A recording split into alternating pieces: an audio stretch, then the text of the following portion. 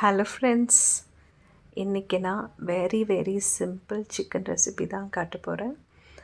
இந்த சிக்கன் ரெசிபியோட பேர் கார்லிக் சிக்கன். 1 கிலோ சிக்கன் எடுத்து நல்லா வாஷ் பண்ணி அதில் உப்பு, அப்போது ஒரு ஃபுல் பூண்டு நசுக்கி அதில் ஆட் பண்ணிக்கணும். அது கூடவே மஞ்சள், மிளகுத்தூள், தனியாத்தூள், சிக்கன் மசாலா அண்ட் ஒரு கை ஃபுல்லாக ட்ரை கஸ்தூரி மேத்தி ஆட் பண்ணிக்கணும். அதுக்கப்புறமா தயிரும் கொஞ்சம் ஆட் பண்ணிக்கணும். ஒரு கப் சைஸ் தயிரும் ஆட் பண்ணிவிட்டு நல்லா பிசைஞ்சு விட்டுடணும். அந்த சிக்கன் அந்த மசாலா எல்லாம் சேர்கிற வரைக்கும் நம்ம பிசையணும்.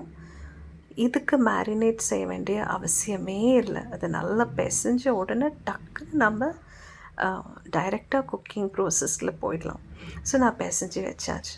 ஸோ ஒரு கடாயில் கோகனட் ஆயில் நான் கொஞ்சம் ஆட் பண்ணிக்கினேன். அந்த எண்ணெய் சூடாகும் போது சிக்கன் எல்லாம் எடுத்து பரன்னு அதுக்குள்ளே போட்டுட்டேன். ஸோ இதுக்கு வெங்காயம் தக்காளி ஒன்றுமே தேவையில்லை.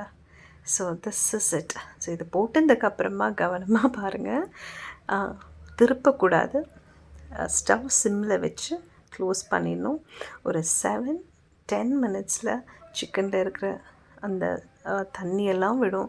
அதுலேயே நம்ம குக் பண்ணிக்கலாம்.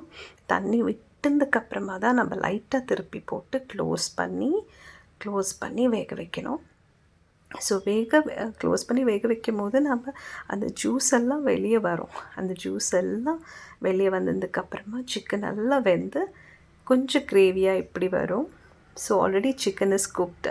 இந்த டைம்லேயும் உங்களுக்கு வேணும்னா ஆஃப் பண்ணிவிட்டு சப்பாத்திக்கும் இடியப்பம் அப்பத்துக்கு யூஸ் பண்ணிக்கலாம்.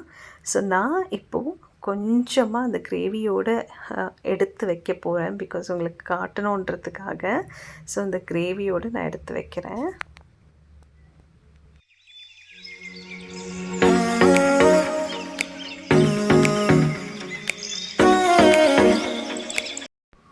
ரியலி ஃப்ரெண்ட்ஸ், இந்த ஸ்மெல்லும் இந்த colour it was really very tasty. நீங்கள் ட்ரை பண்ணுங்கள். ஸோ அதுக்கப்புறமா அடித்து வைக்காத ஓப்பன்லேயே நான் ட்ரை பண்ணி எடுக்க போகிறேன். ஸோ ட்ரை ஆன உடனே கொஞ்சம் பச்சை மிளகா கட் பண்ணி அது மேலே துருவி விட்டு நல்லா கொஞ்சம் கிளறி க்ளோஸ் பண்ணி வச்சுடுவேன். So garlic chicken try is ready.